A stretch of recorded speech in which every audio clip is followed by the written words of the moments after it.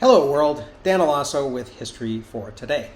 Yesterday I watched a video about maps of content, which was made by Justin at Effective Remote Work, and it was pretty interesting.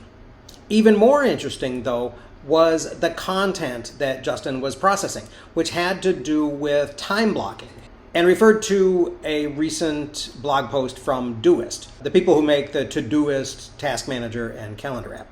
I read it and I began thinking that I should probably start blocking out some time. The article begins with a quote from Cal Newport, the author of Deep Work, who claims that a 40-hour time-blocked work week can produce the same output and productivity as a 60-hour reactive work week. So this is probably a little bit exaggerated, but it still raised an interesting question for me about how much time do I waste by just being in reactive mode?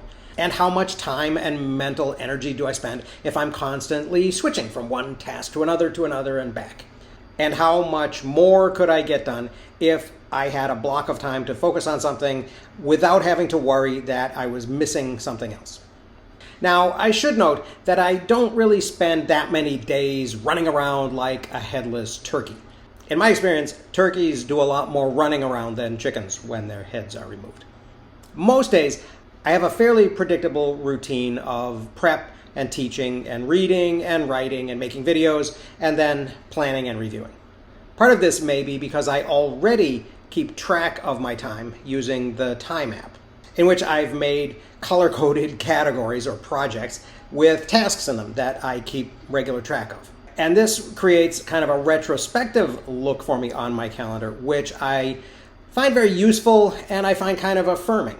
I get a sense, looking at something like this, that I did a good week's work. The blue in this represents what I planned, the green represents what I actually did.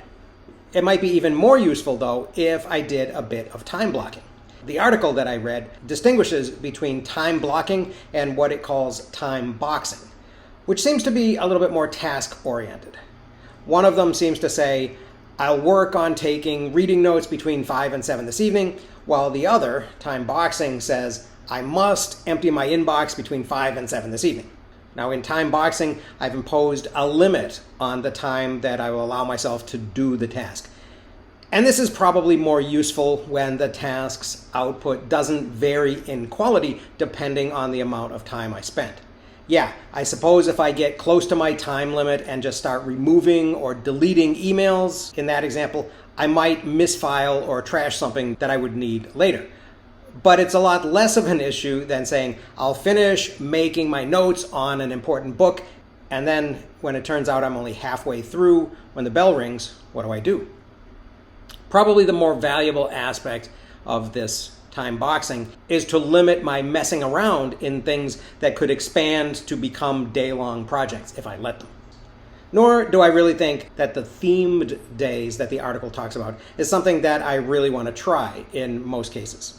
I think for me there's probably a boost from novelty if I move from one thing to another thing throughout the day, as long as I don't just flit around reactively. And in any case, I have a job, so I can't really say, I'm going to spend 8 hours today on my white pine research, unless, of course, I happen to be on vacation. One thing that I do like about my current suite of apps is that Microsoft's Cortana, which I have for free through my university's Office 365 account, looks at my calendar and then prompts me to schedule focus time in some of those open stretches of time that I don't have anything scheduled. Recently, I've taken to accepting some of these block suggestions because once I've done that, then the time gets committed on my calendar and people in Teams or in Woven see it as unavailable and can't schedule a meeting with me. That's going to pop up on my calendar and surprise me. But even so, just accepting Cortana's suggestions might still be a little bit too reactive. I'm thinking I should probably be planning a bit more of this time on my calendar rather than just keeping my to-do list in my head and kind of knowing what I need to do. So each day I want to do several things. Weekdays I teach, but I don't have to worry about that time because it's already on my calendar. But I also do prep and I review and grade student work. And I'm not as good as I'd like to be about getting feedback to students and grades into the system as rapidly as I'd like to. blocking time for that would probably help. So I made a list, and it included course prep, review and grading, my journal and daily notes, making videos, my research project on the white pine lumber industry, my writing, which is currently going to revising my handbook and turning it into a book and a class on note-taking and research and writing, and then exercise, which is important, and I do schedule it into my day.